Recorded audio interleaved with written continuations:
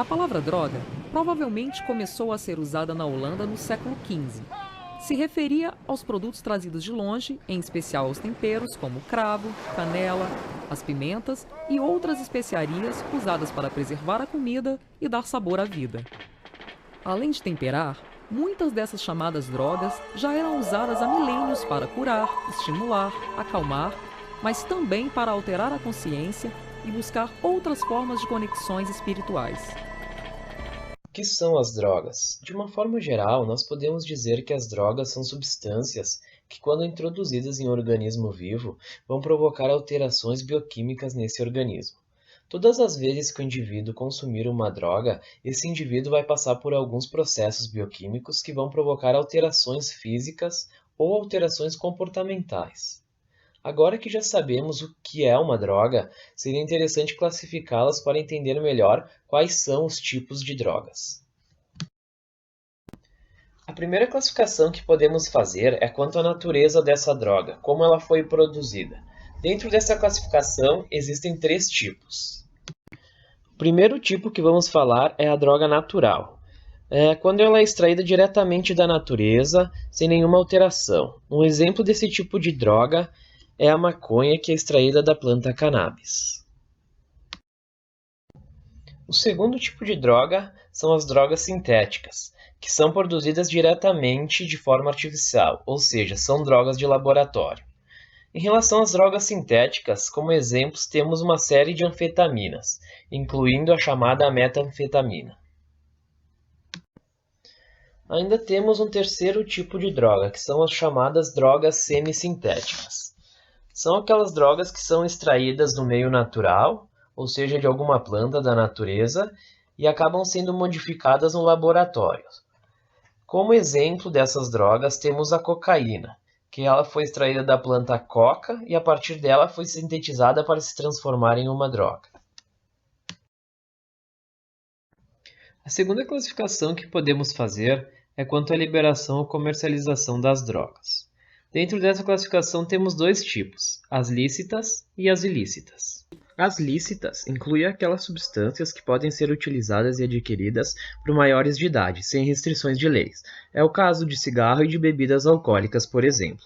E depois temos as drogas ilícitas, o grupo onde estão aquelas cuja compra e venda é proibida por lei e o consumo é uma infração. Estão aí a maconha, a cocaína, o êxtase, o crack e a heroína. As drogas psicotrópicas são aquelas que causam mudança nos sentimentos, nos pensamentos e nas atitudes dos indivíduos. E por que é importante falar sobre essas drogas? É porque são elas que vão causar mudanças no sistema nervoso central do indivíduo. É justamente sobre isso que nós podemos falar a respeito dessa nova classificação. Só para ter uma ideia da importância do sistema nervoso central, ele é o responsável por receber e fornecer informações para praticamente todos os elementos do nosso organismo. Então, quando uma droga causa alguma alteração no sistema nervoso central, isso é refletido em praticamente todo o nosso organismo.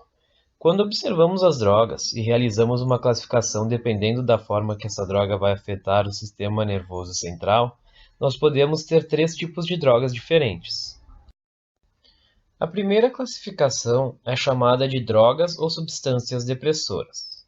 A segunda é chamada de drogas ou substâncias estimulantes.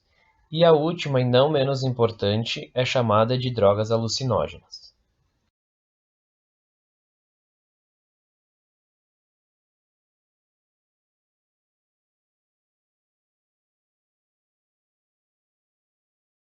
O que acontece quando bebemos álcool?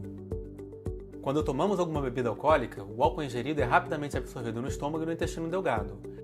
20% de todo o álcool absorvido vai diretamente para a circulação sanguínea. Os outros 80% são encaminhados para o fígado para serem metabolizados. O problema é que o fígado só consegue metabolizar cerca de 10 gramas de álcool a cada hora, o que é um pouco menos que a quantidade de álcool presente em uma lata de cerveja ou uma taça de vinho. Portanto, se tomarmos em pouco espaço de tempo o equivalente a 5 taças de vinho, o fígado vai precisar de aproximadamente 6 horas para inativar todo esse volume. Enquanto o álcool consumido não é metabolizado pelo fígado, ele fica circulando pelo organismo através da corrente sanguínea. Quanto mais alta for a concentração de álcool no sangue, mais efeitos ele terá no nosso cérebro. O álcool chega ao cérebro rapidamente e é por isso que mesmo depois de apenas uma bebida, podemos sentir uma sensação de leveza e relaxamento. O álcool atua primeiramente nos neurônios, as células do cérebro, e interfere na comunicação entre neurônios e outras células, tornando tudo mais lento. E é por isso que, mesmo quando bebemos pouco, percebemos o efeito do álcool nas nossas emoções, julgamentos, equilíbrio, memória, discurso e níveis de agressividade.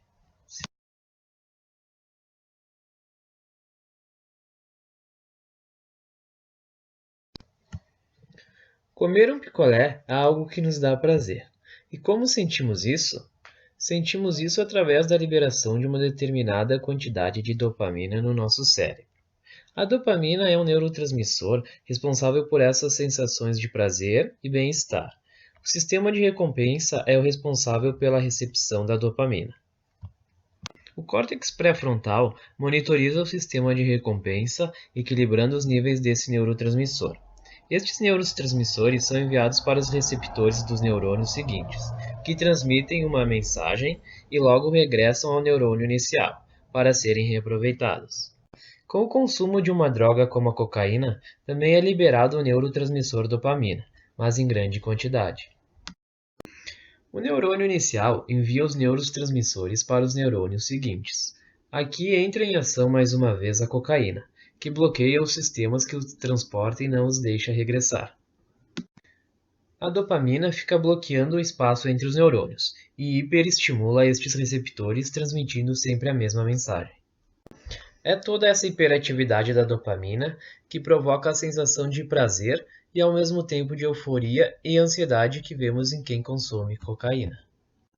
É um efeito que dura cerca de 1 hora e precede-se por exaustão e depressão, causada pelo desgaste de dopamina que não pode ser reaproveitada. Isso faz com que as células tenham que produzir mais quantidades desse neurotransmissor e essas células não estão preparadas para esse processo e começam a envelhecer precocemente. Para conseguir novamente essa sensação de prazer, quem consome cocaína procura novamente. Assim que a maconha é inalada, o corpo se transforma. A fumaça da cannabis invade os pulmões e seu princípio psicoativo, o THC, entra na corrente sanguínea.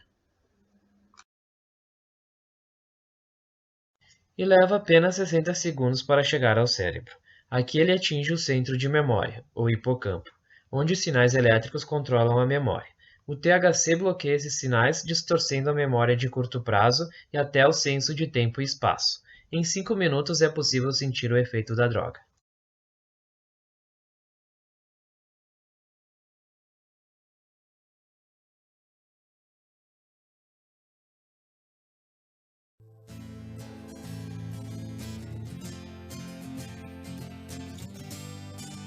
Meu, para de fumar maconha. Fuma um crack. Crack não fede.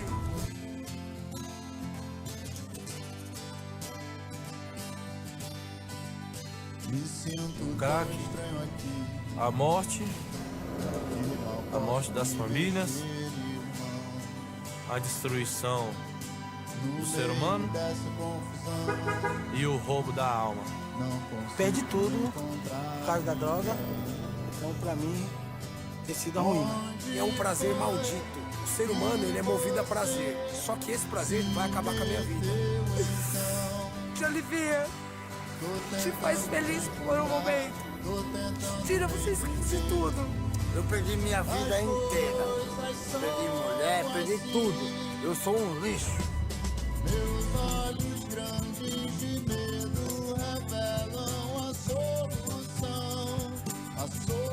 Quando ele perde toda a sua virtude naquele momento, naquele caso, ele está perdendo sua família, sua liberdade. A solidão.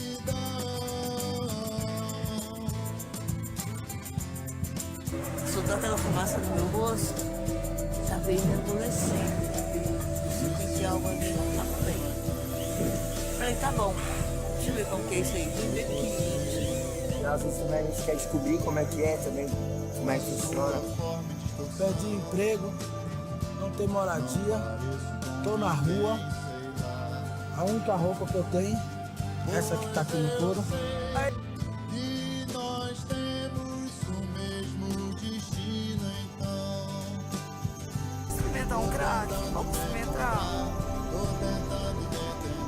Ele foi lá, como ela tinha, furou 3 furos, tá ligado? Acho que foi a primeira vez dela também.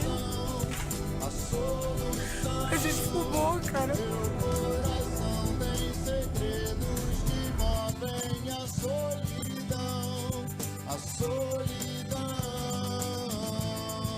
Então, física, eu fumei a minha academia, na verdade. Nesse mundo da droga, o que mais me incomoda é ver crianças. Vou negar é ver crianças usando droga. Chegar pra mim e ficar assim. E eu não poder negar, porque se eu negar, o outro ali vai negar, mas vai bater. É 24/48, não para. É o fluxo. Sem entregar, sem resistir, então. Eu virei um alcoólatra, um drogado. Eu sou um doente. Os anos que eu não vejo só, sem nada da minha mãe. Quando eu chegava do trabalho, que via meus filhos em casa, assim, que eu vinha, me abraçava. Acho que foi um dos melhores momentos que eu vivi na minha vida. A nossa família fica muito magoada com a gente, acaba perdendo aquele orgulho que eles tinham. Mas a família continua amando a gente, não quer dizer a gente. Tem que reconhecer que o erro foi deles, foi dele. Quero voltar pra ela, pros braços dela. Porque o dia ela falou assim, eu te amo.